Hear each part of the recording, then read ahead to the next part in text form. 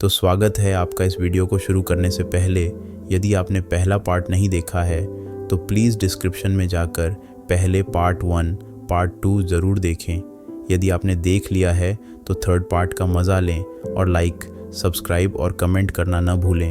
ये देखो, फोना और बाकी लोग अर्थ स्प्राइट्स की प्रतिनिधि ओल्गा से मिलते हैं। वो हाल ही में खोजे गए प्राचीन अवशेष के खनन के प्रभारी हैं। वो फायर स्पिरिट्स रोलो और कीकी को भी अपने साथ लाने को कहती है और ब्लैक किंग सप्रेशन आर्मी में शामिल होने पर सहमत हो जाती है। वो यूरी को एरम से बचाने के लिए भी एक टीम भेजती है। फ्यूना और मरीना पीछे रहती हैं और अवशेषों का निरीक्षण करती हैं। अचानक से चेन क्रॉनिकल चमकने लगती है और दुनिया के इतिहास से एक पृष्ठ प्रकट करती है जिसमें बताया गया है कि मेज पास में एक तलवार है जो अंधेरे को काट सकती है। बचाव टीम सुबह तक यूरी और आराम को ढूंढ लेती है और उन्हें अपने कैंप में ले आती है। उनके ब्लैक किंग्स सप्रेशन आर्मी में शामिल होने के जश्न में वो पूरा दिन पार्टी करते हैं। पार्टी के दौरान आराम को अर्थ स्प्राइट्स के मुखिया बॉल्डर से भी मिलने का मौका मिलता है जिन्होंने उसकी तलवार बनाई थी। इसी बीच जूलियाना का दूत शूजा के सेना शिविर पहुंचता है और राजकुमारी का संदेश लेकर आता है, लेकिन उनसे जुड़ने की बजाय शूजा दूत को मार डालता है। अगले दिन यूरी और उसका समूह पिरिका के बारे में और जानकारी प्राप्त करने के लिए समुद्र पार सोल आइलैंड की ओर रवाना होते हैं। रास्ते में वे शूजा और उसकी सेना से टकरा जाते हैं। वे खुशी खुशी आगे बढ़कर पूछते हैं कि क्या वो ब्लैक किंग सप्रेशन आर्मी में शामिल होंगे, लेकिन उनके आश्चर्य में शूजी उनकी ओर तलवार तान लेता है। वो फोना से चेन क्रॉनिकल देने को कहता है क्योंकि वो खुद ब्लैक किंग को हराकर एड्रा पर राज करना चाहता है। इस पर आराम उसकी इस मूर्खतापूर्ण हरकत पर गुस्सा हो जाता है और पूछता है कि वो कौन होता है ऐसा व्यवहार करने वाला। उसी वक्त शूजी का छोटा भाई और दूसरा कमांडर योशित्सुगु आता है। वो बताता है कि उन्हें भी ब्लैक किंग्स सप्रेशन आर्मी में शामिल होने का न्योता मिला था, लेकिन वे शामिल नहीं होंगे, बल्कि वे अपने तरीके से ब्लैक किंग से लड़ेंगे और इसके लिए उन्हें चेन क्रॉनिकल की ज़रूरत है। वो शूजा को 9 टेरिटरीज ऑफ फायर का पहला लॉर्ड और खुद को दूसरा लॉर्ड बताता है। शूजा आगे बढ़कर उन्हें हमला करने की तैयारी करता है, लेकिन यूरी बीच में कूदता है और अपनी तलवार से उसकी तलवार को रोकता है। वो उससे लड़ना बंद करने को कहता है और पूछता है कि क्या वे एक बार फिर साथ मिलकर नहीं लड़ सकते, लेकिन शूजा कहता है कि उसका मौका गया क्योंकि वो बहुत नरम दिल है। वो उसे याद दिलाता है कि उसने यूरी से किसी भी हथकंडे से ब्लैक किंग को हराने को कहा था, चाहे उसे अपने दोस्तों को मीट शील्ड बनाना पड़े, जिसे सुनकर यूरी को बिल्कुल अच्छा नहीं लगा। शूजा कहता है कि अब वो खुद अंधेरे की इस शक्ति को हासिल करेगा और पूरी दुनिया पर राज करेगा। ये कहकर वो उसे एक तरफ धकेल देता है। फिर वो फूना और आरुम के पास जाता है और उनसे किताब देने को कहता है, लेकिन फूना कहती है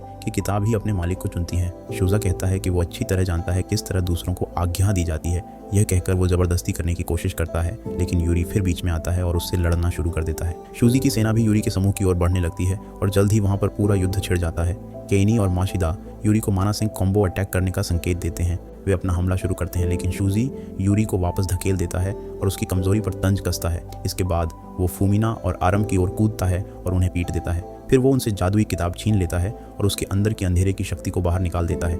यह देखकर यूरी गुस्सा हो जाता है और तलवार लेकर उसकी ओर दौड़ता है, लेकिन अचानक आसमान से कुछ लाइट सेबर गिरने लगते हैं। फिर एक रोबोट भी आता है। इरानुस और बरखाट भी आकर बताते हैं कि यह ओल्जादा है, एक प्राचीन गौला जो दुनिया पर आफत लाने के लिए बनाया गया था। वो शूजा। इरानुस और बरखाट शूजा को अपनी तरफ शामिल होने का न्योता देते हैं, लेकिन वो उनकी बेवकूफ़ी पर थूकता है और कहता है कि वो किसी और जगह जाकर कोशिश करें। ऐसे में शूजा की सेना इन दोनों राक्षसों पर हमला करने को चलती है, लेकिन ओल्जादा पहले ही उन पर हमला कर देता है। फिर वो शूजा से भी लड़ने लगता है। दूसरी तरफ इरानुस यूरी के पास जाकर उसके अंदर के अंधेरे को बाहर निकालने की कोशिश करती है और उसकी काली माँ को याद दिलाती है। इसी बीच होली कैपिटल में जूलियाना होली क्लेरिक से मिलने जाती है और इस आपात स्थिति में होली एम्पायर की रानी बनने का फैसला करती है। वो एक पब्लिक कोरोनेशन सेरेमनी आयोजित करती है और पॉलिटिशियन स्पीच तकनीक से पूरी भीड़ को रिझाती है और उन्हें एक नई उम्मीद दिखाती है। इधर यूरी अपने अंधेरे रूप को अपनाने की कगार पर पहुंच जाता है और एक ईमो लड़का बन जाता है, लेकिन फिर वो अपने पसंदीदा एनीमे किरदार नारुतो के चमकदार शब्दों को याद करता है और अपने मन की सभी उदास आवाज़ों को काटने का प्रयास करता है। वो इरानुस से लड़ता है और कहता है कि अब वो ब्लैक किंग को हराने के लिए दृढ़ संकल्पित है और वो उसकी मूर्खतापूर्ण साजिशों से नहीं हारेगा। आराम और फूना भी यह देखकर उसकी मदद करना चाहते हैं, लेकिन बुरखाट बीच में आता है और अपनी काली तलवार से उन्हें व्यस्त रखता है। लड़ाई जारी रहती है और युद्ध भूमि काले सैनिकों से भर जाती है। यूरी के दोस्त जल्द ही बहुत कम संख्या में रह जाते हैं। मुशिदा के तीर भी खत्म हो जाते हैं और मरीना की मना भी कम होने लगती है। केन और दूसरा लॉर्ड भी कई अंधेरे सैनिकों से घिर जाते हैं। यह देखकर यूरी भी घबरा जाता है और इरानुस की निरंतर नकारात्मक बातों से उसके मन पर भी असर पड़ने लगता है। उसके अंधकार में डूबने को देखकर केन और फुनेत उसकी रक्षा करने आगे आते हैं। यूरी अपना साहस इकट्ठा करता है और अपनी तलवार से अपने अंधेरे रूप को काटने की कोशिश करता है। वो सोचता है कि उसने ऐसा करके वास्तव में हीरो बन गया है, लेकिन जब वो आंखें खोलता है तो पता चलता है कि असल में उसने फूना की रक्षा करते हुए केन को ही गोद लिया है। वो अपने दोस्त को देखकर जमीन पर गिर जाता है और पागलों की तरह रोने लगता है। उसके अंदर का अंधेरा बाहर आ जाता है और सभी नकारात्मक विचार उसके मन में घर करने लगते हैं। जल्द ही वो पूरी तरह से अपने अवसाद में डूब जाता है और एक राक्षस में बदल जाता है। यूरी के अंधेरे पक्ष में बदलने को देखकर शुजा उस पर हंसता है और उसे धोखेबाज कहता है। वो कहता है कि यही और एक वजह है उसे हराने की।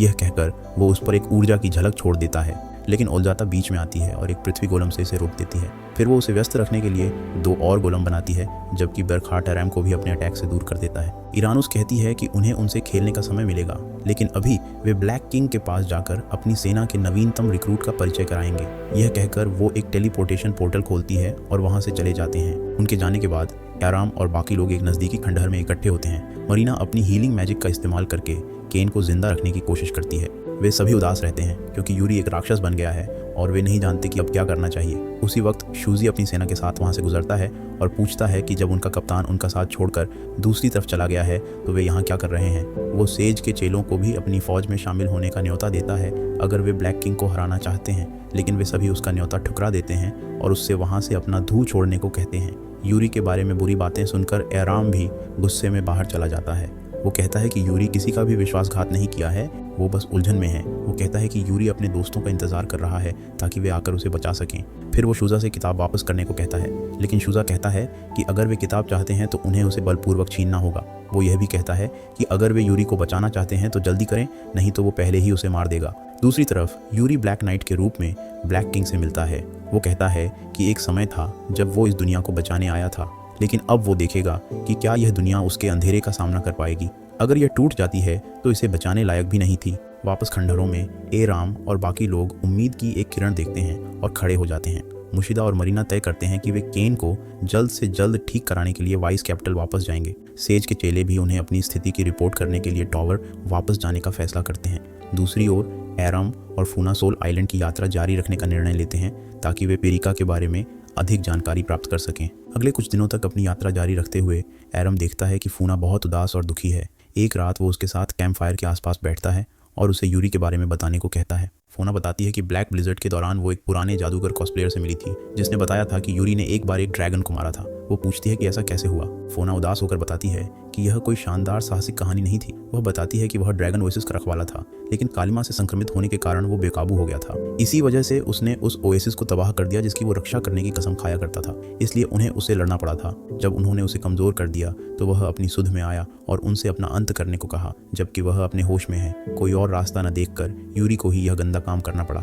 यहाँ तक बताते हुए फोना रोने लगती है और कहती है कि शायद उसे यूरी को रोकना चाहिए था। शायद इसीलिए वो एक राक्षस बन गया, क्योंकि उन्होंने उस पर बहुत दबाव डाला और उसे ऐसी लड़ाइयों में भेज दिया जब वो नहीं लड़ना चाहता था। आराम उसकी बातें सुनता है और फिर टॉक नो जुत्सु का इस्तेमाल करता है। वो उसे बताता है कि जब उसने पहली बार यूरी से मुलाकात की तो उसने सोचा कि वो कोई महाशक्तिशाली आदमी होगा जिसके पास किसी का साथ नहीं था, लेकिन जब वास्तव में मिला तो पता चला कि वो बिल्कुल ऐसा नहीं था। वास्तव में वो बहुत कमज़ोर और मानवीय था। उसने समझा कि कोई भी पूरी तरह शक्तिशाली नहीं होता और कमजोरी के बिना होने से दोस्त बनाने की ज़रूरत पड़ती है।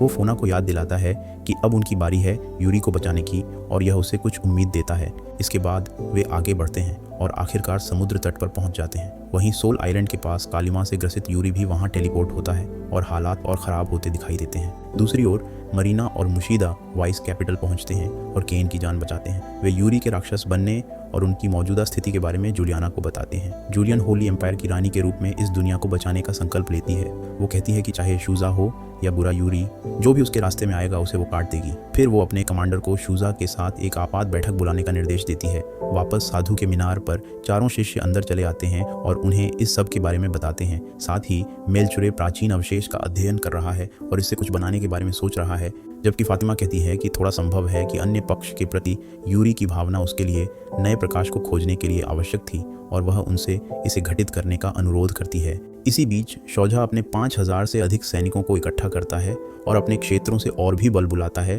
ताकि काले राजा को हराने के लिए एक सेना बनाई जा सके। दूसरी ओर एरेम और फूना आत्मा द्वीप की ओर एक नाव चलाते हैं और एरेम यूरी के साथ अपनी बातचीत पर वापस सोचता है। वह याद करता है कि यूरी ने उसे एक विशेष परी के बारे में बताया था जो आत्मा द्वीप पर विश्व वृक्ष लाइब्रेरी में रहती है, जिसका नाम एड्रा है। वह इस महाद्वीप के नाम से मेल खाता है और परियों के बीच भी वह विशेष है क्योंकि उसके पास एक पुस्तक है।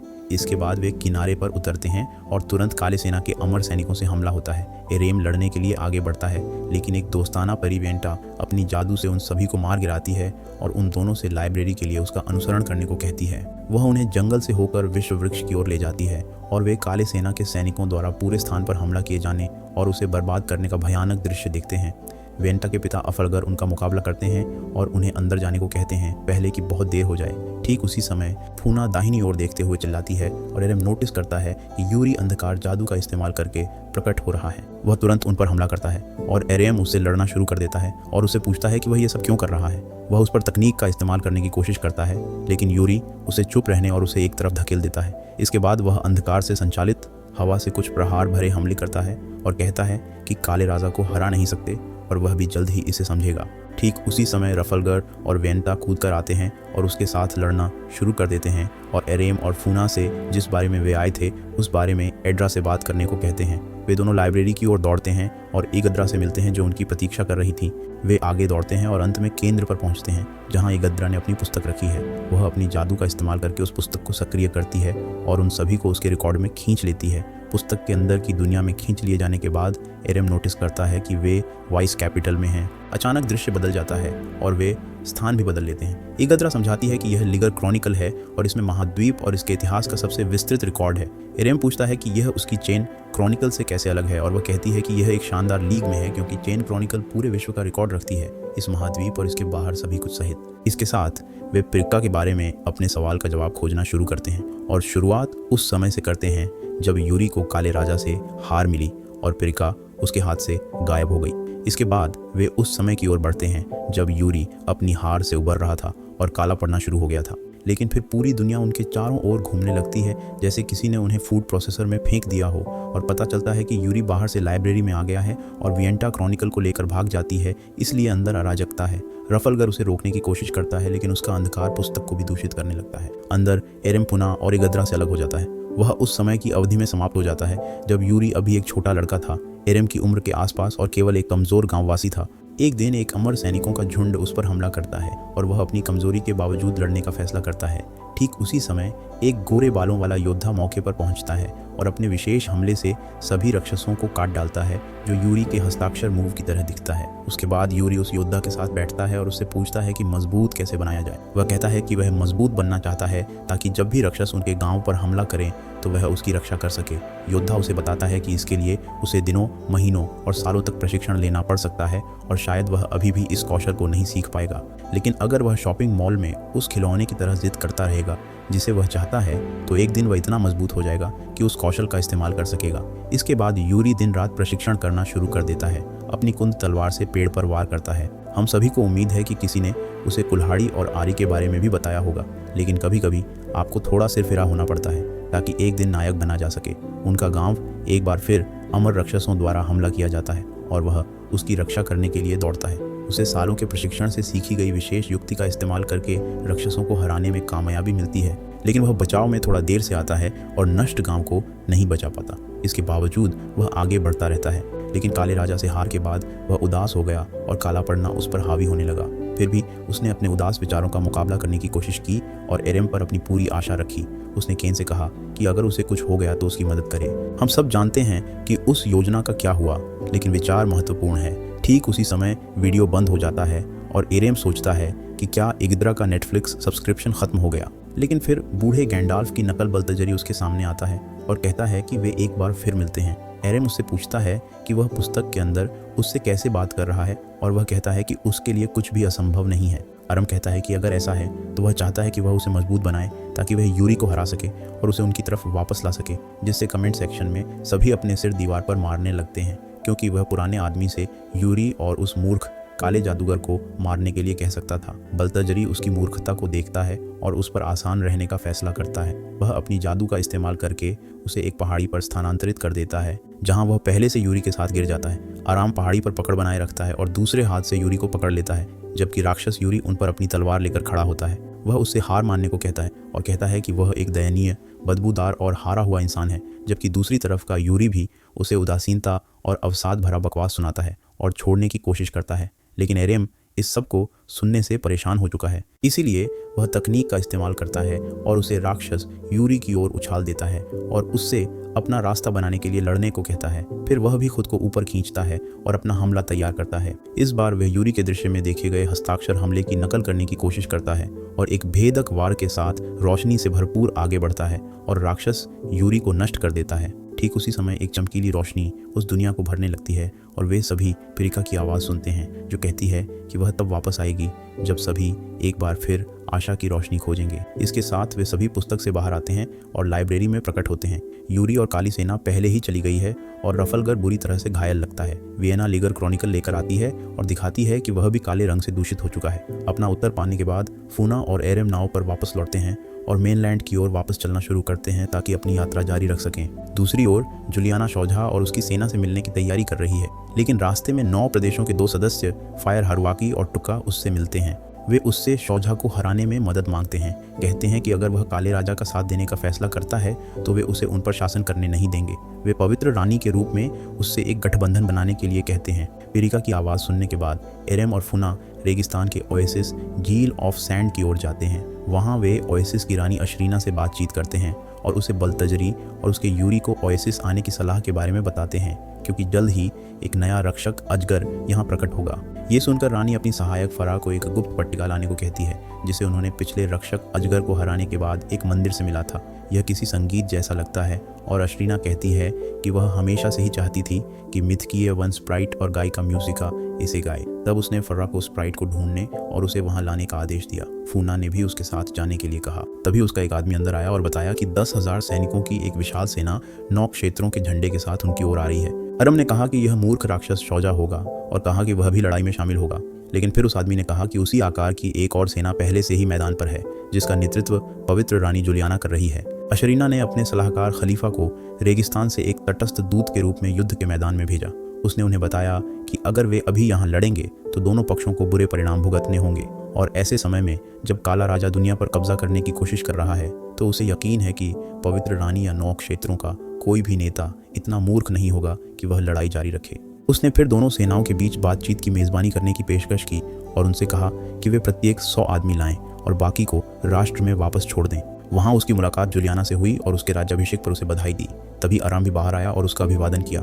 उसने उससे पूछा कि वह वहाँ क्या कर रहा था और उसने समझाया कि वह यूरी को बचाने और उसे उनके पक्ष में वापस लाने के लिए वहाँ था और फिर वह शौजा को घूरने के लिए पलटा। आपको ये पार्ट पसंद आया तो प्लीज़ लाइक करें, सब्सक्राइब करें और पार्ट 4 के लिए कमेंट करें। Your engagement and feedback helps me continue creating content you'll enjoy. I appreciate your support.